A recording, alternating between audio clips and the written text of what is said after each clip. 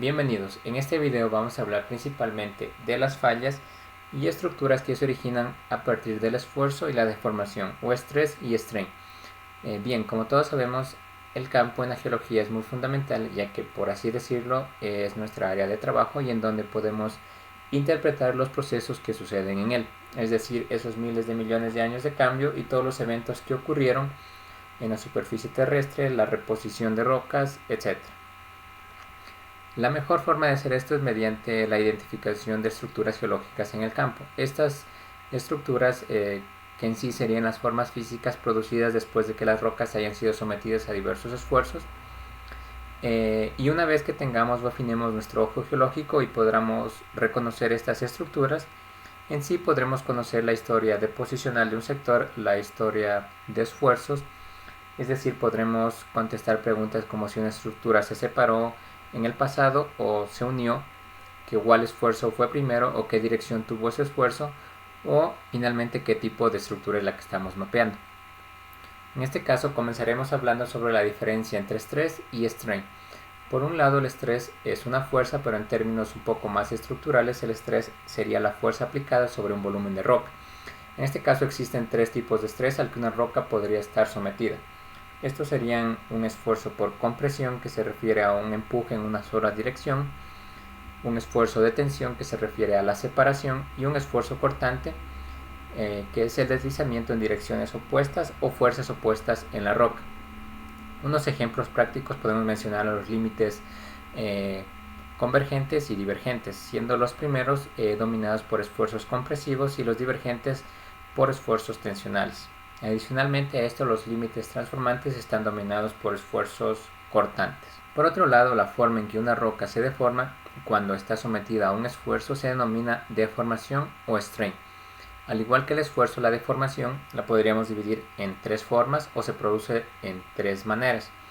Sería una deformación quebradiza o brittle, que se refiere a algo quebrado o fracturado, una deformación dúctil, es decir, que fluye como un plástico, y una deformación elástica, que se dobla o se deforma de alguna manera con el esfuerzo. Pero en este caso, si liberamos el esfuerzo, la roca volvería a su forma original sin deformarse. Pasando a la siguiente imagen, he combinado diferentes esfuerzos y deformaciones para elaborar una lista rápida de estructuras geológicas muy comunes. Pero, en primer lugar, la deformación elástica no produce estructuras geológicas permanentes, ya que una vez que el esfuerzo se libera, la roca vuelve a su forma original y no conserva la deformación elástica como una estructura. En segundo lugar, las deformaciones brittle o frágil, todas causan las estructuras que conocemos como fallas, que son definidas como fracturas en las rocas a través de las cuales se produjo un movimiento. Y finalmente, la deformación dúctil produce plegamientos por compresión y bondinage con tensión, y además de pliegues monoclinales con esfuerzos cortantes. Finalmente, en este video hablaremos de las fallas brittle o fallas quebradizas, comenzando desde arriba por un esfuerzo de compresión que causa una deformación brittle, siendo el resultado una falla inversa en la mayoría de los casos, y en casos un poco raros las fallas de empuje o thrust faults de bajo ángulo. Muy bien, ahora las fallas, como lo hemos mencionado, se produce una ruptura en la cual también existen planos de debilidad en los cuales fluidos calientes que muchas veces llevan minerales valiosos pueden inmiscuirse o introducirse en ellos, formando vetas ricas en mineralización. Es algo muy curioso, ya que a través de los años en minas se han cavado a lo largo de fallas para sacar este material mineralizante, y a través de esto se produjo dos términos muy comunes en geología estructural, que se refiere al footwall y al hanging wall. El footwall o bloque piso y el hanging wall o bloque techo se refiere a los bloques que se separan en una falla, es decir, el bloque techo, que se referiría al bloque que se encuentra sobre nuestra cabeza, y el bloque piso, que se refiere al bloque que se encuentra sobre nuestros pies, dependiendo de cómo veamos esta falla o la estructura. Ahora, cada falla que no sea perfectamente vertical tendría un footwall y un hanging wall. En este caso, por su movimiento sabremos qué tipo de falla estaríamos viendo.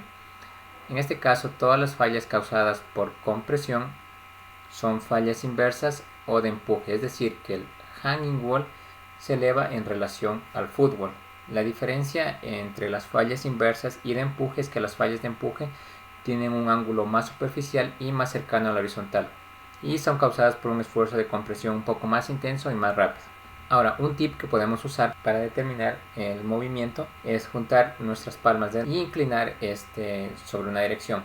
Y en este caso, al aplicar un esfuerzo de compresión, podemos ver cómo el hanging wall o bloque techo se eleva sobre el footwall o bloque piso. De la misma manera, si damos la vuelta a nuestras palmas o los inclinamos en dirección opuesta, al aplicar el mismo esfuerzo de compresión podemos ver cómo el bloque techo se eleva sobre el bloque piso, dando origen a las fallas inversas. Ahora, para producir el otro tipo de falla, ponemos las palmas de la misma manera juntas y en este caso las inclinamos y tratamos de separar nuestras manos, tratando de que éstas se mantengan juntas, aplicando, es decir, un esfuerzo de tensión. Y en este caso podemos ver cómo el hanging wall desciende en relación al fútbol. De la misma manera, inclinándolo en otra dirección, ocurre algo similar. El hanging wall desciende o se va separando en relación al fútbol o bloque piso. En este caso estaríamos hablando de una falla normal y que también puede resultar en una estructura conocida como horst y graben.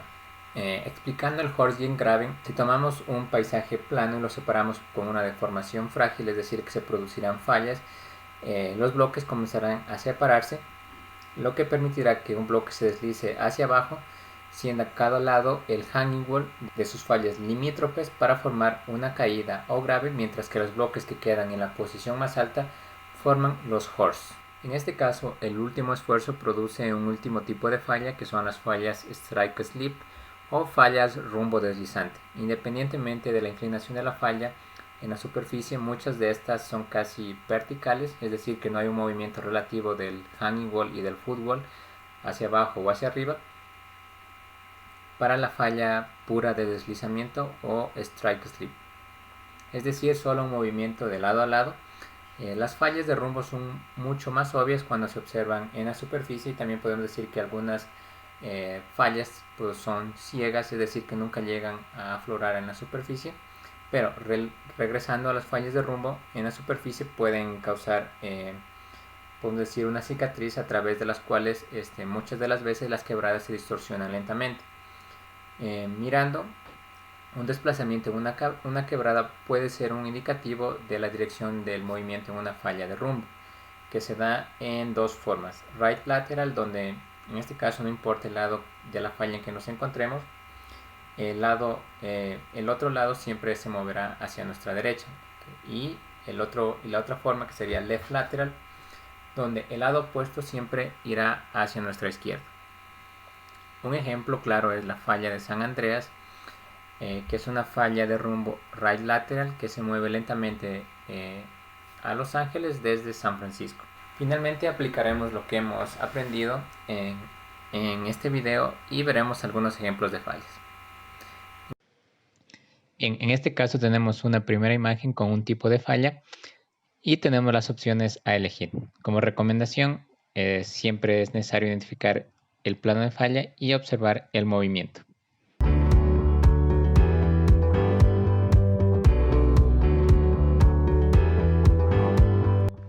En este caso se trataría de una falla inversa. Como podemos ver, en la parte central tenemos el plano de falla y podemos observar cómo por compresión el bloque techo sube en relación al bloque piso. En esta segunda imagen tenemos un segundo ejemplo de una falla, y como dato adicional también nuevamente identificaríamos el plano de falla y identificar el tipo de movimiento. Tenemos tres opciones.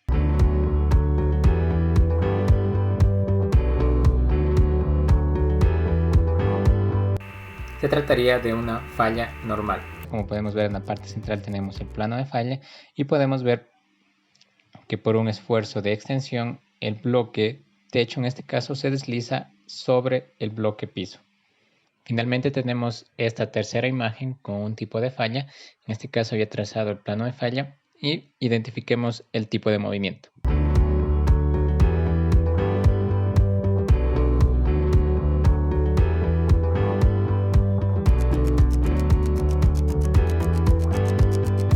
En este caso se trataría de una falla de rumbo o strike slip right lateral, es decir, moviéndose hacia desde cualquier punto en el que nosotros nos pongamos. En este caso espero que noten también que, por ejemplo, nunca tendríamos una falla normal con un esfuerzo de compresión o una falla inversa con un esfuerzo de tensión, además de que todas las fallas se producen por deformación brittle. Finalmente tenemos este tipo de falla para identificarla.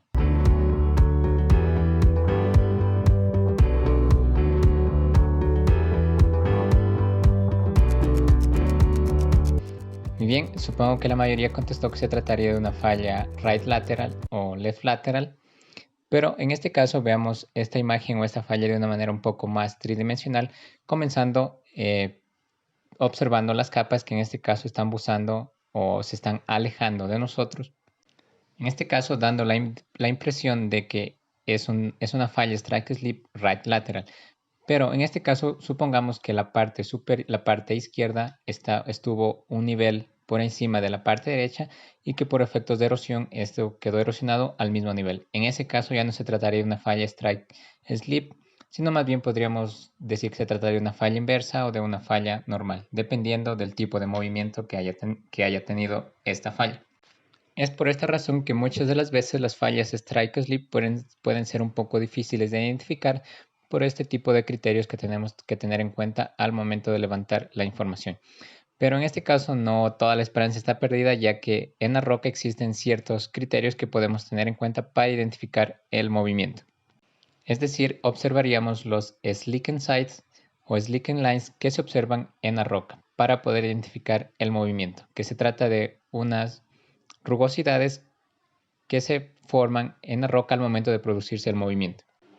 Es decir, que para identificar una falla también tendríamos que observar estas slicken size en el campo y ya tendríamos, por ejemplo, los lineamientos, es decir, que tendríamos un patrón de movimiento, es decir, que si fue hacia arriba o hacia abajo. Y si tenemos un poco más de suerte, lo que podemos hacer es identificar, además de los slicken side, unos pequeños escalones que se tratarían de los riddles, que nos darían la dirección exacta del movimiento de un bloque sobre el otro. Con estos criterios tenidos en cuenta, podemos identificar mejor el tipo de movimiento que tuvo la falla que acabamos de observar. Pero algo que también hay que tener en cuenta es que la naturaleza no siempre es perfecta, es decir, que nunca tendríamos una falla completamente normal o inversa, sino que en la mayoría de los casos siempre ocurren diferentes tipos de esfuerzos en una roca, es decir, que tendríamos una roca normal con un componente también, es decir, un esfuerzo de compresión con un esfuerzo de cizalla o un esfuerzo de tensión también con un esfuerzo de cizalla, dando origen a fallas normales con componentes de cizalla, conocidas también como fallas oblicuas. Bien, esto lo veremos con mayor detalle en próximos videos. Y bueno, eso ha sido todo por este video. Espero les haya gustado y nos vemos en el siguiente. Gracias.